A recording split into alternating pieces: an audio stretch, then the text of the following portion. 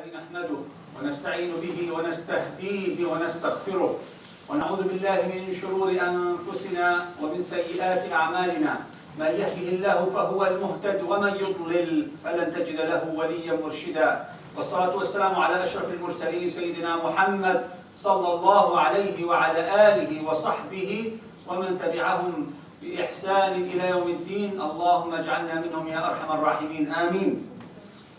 Today's khutbah is about a topic that every single human being is interested in. And every single human being is looking forward to, which is happiness, as-sa'ada. If you ask anyone, whatever they do, whatever they target to achieve, they have this target to achieve it because they want to feel happy at the end. If someone knows, if any of us knows that money does not bring happiness, nobody will look for money. If any of us will understand that a big house or a fast car will not truly give you happiness, we will not even think about it. But because most of people link the material stuff with happiness as a result, that's why they strive and work very hard to achieve it. What is happiness?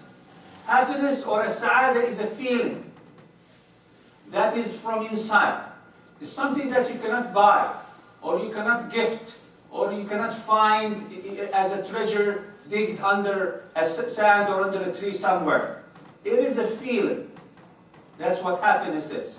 So if we want to understand how to achieve happiness, the best way to do it is to know what Allah Azza wa Jal wants from us and how Allah defined happiness. And we will find so many ayat and ahadith. I just picked few for you in the few minutes, inshallah. أعوذ بالله من الشيطان الرجيم ولو أن أهل القرى آمنوا واتقوا واتقوا لفتحنا عليهم بركات من السماء والأرض. If the people of towns, the people of villages, means us, people who lives in dunya, if they have acquired iman, strong faith, and taqwa, the taqwa is the reflection of faith in your actions and in your thoughts and in your deeds. If you acquire true iman and true taqwa, Allah promised you and me that will open all the benefits, all the khair, all the barakah, the blessings, from where?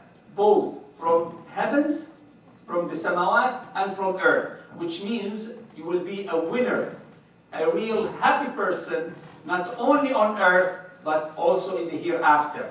So the first condition for happiness is true iman and taqwa. Let's see the other ayah that talks about those who do not acquire taqwa and iman. What will happen to them? وَمَنْ أَعْرَضَ عَنْ ذِكْرِي فَإِنَّ لَهُ مَعِيشَةً ضَنْكًا وَنَحْشُرُهُ يَوْمَ الْقِيَامَةِ أَعْمَى. Those who will stay away or leave or deny dhikrullah, and dhikrullah here is the symbol of iman and taqwa, the connection with Allah. If you doubt this connection, refuse this connection with Allah, what will happen? You, may Allah forbid, you will be enjoying ma'ishatan danka, the worst type of life. Not only here, and Yawm al-Qiyamah, what will happen? You will be resurrected blind. And blind is not just the sight. Blind, you couldn't have enjoyed anything in life or after death. So we have seen two ayahs reflecting, if you follow taqwa and iman, you will have the real happiness in dunya and akhirah. And if you leave taqwa and iman and dhikrullah, you will have a miserable life here and hereafter. What about Rasulullah sallallahu alaihi wasallam? Of course, a lot of great ahadith, such as قال رسول الله صلى الله عليه وسلم من أصبح منكم آمنا في سربه معافا في جسده عنده قوت يومه فكأنما حيزت له الدنيا. وفي رواية بحذافيرها فكأنما حيزت له الدنيا بحذافيرها.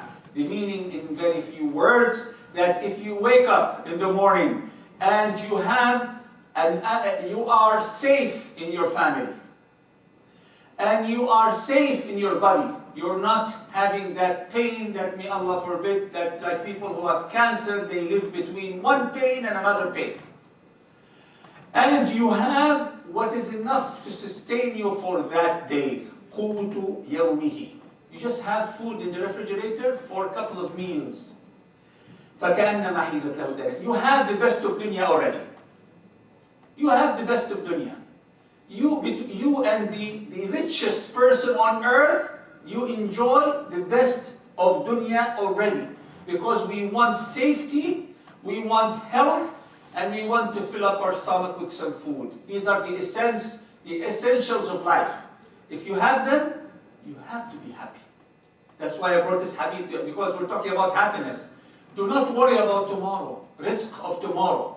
Allah did not ask you about prayers of tomorrow. Allah asked you to pray today.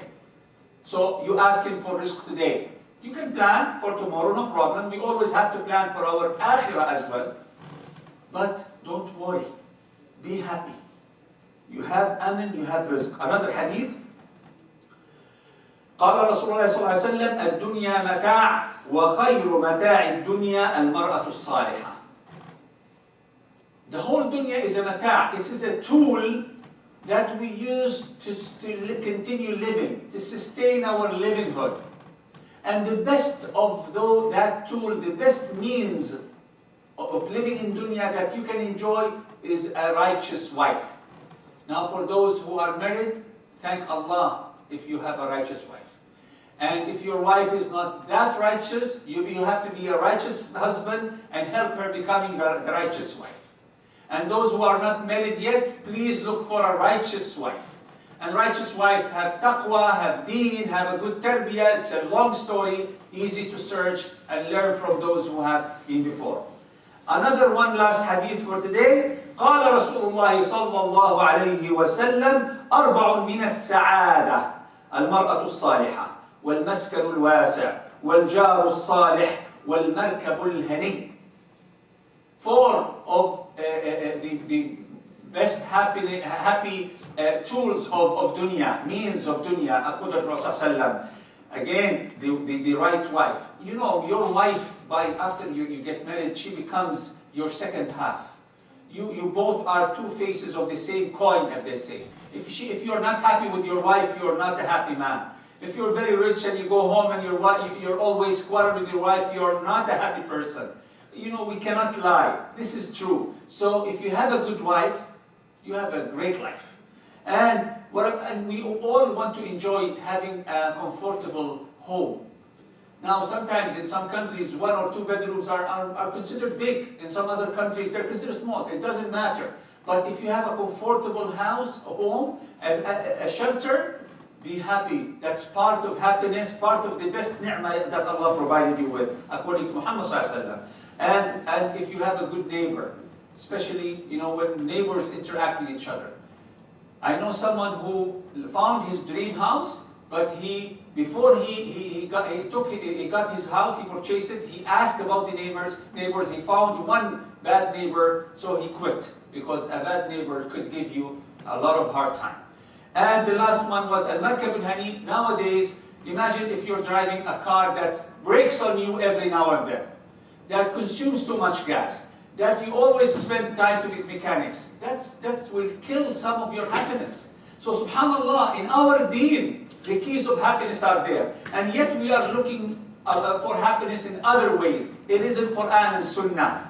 Happiness in your iman and taqwa, as we said, your righteous wife, your comfortable home, your safety and security, your food you have in the fridge, your good neighbor, and your good car, whatever it is. These are means of happiness, but as we always started, you generate happiness because you're content and happy from Allah Azza wa Jal. أقول قولي هذا واستغفر الله لي ولكم فيا فوز المستغفرين فاستغفر الله.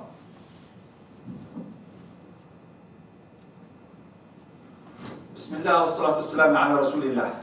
قال الشاعر ولست أرى السعادة جمع مال ولكن التقي هو السعيد. A beautiful poet says that I do not see the happiness comes from collecting money. It is rather the real happiness is those who are close to Allah through taqwa. And if you look at all the researches done day and night, especially in the capitalism countries, in the modern societies like we live in here, alhamdulillah, they found after so many years of research something that we Muslims agree with when it comes to happiness. The real happiness is not in acquiring, it is rather in giving.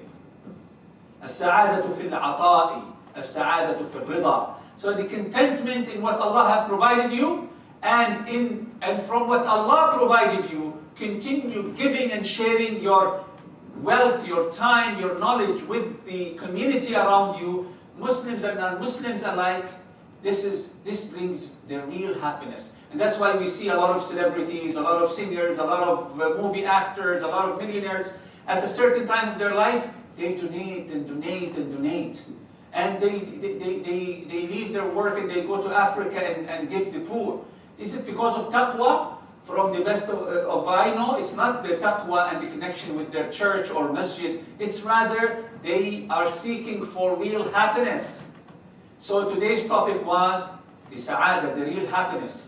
And we will only find it in قال Allah wa قال Rasulullah, in contentment, in ata, in a good wife, a good home, a good food.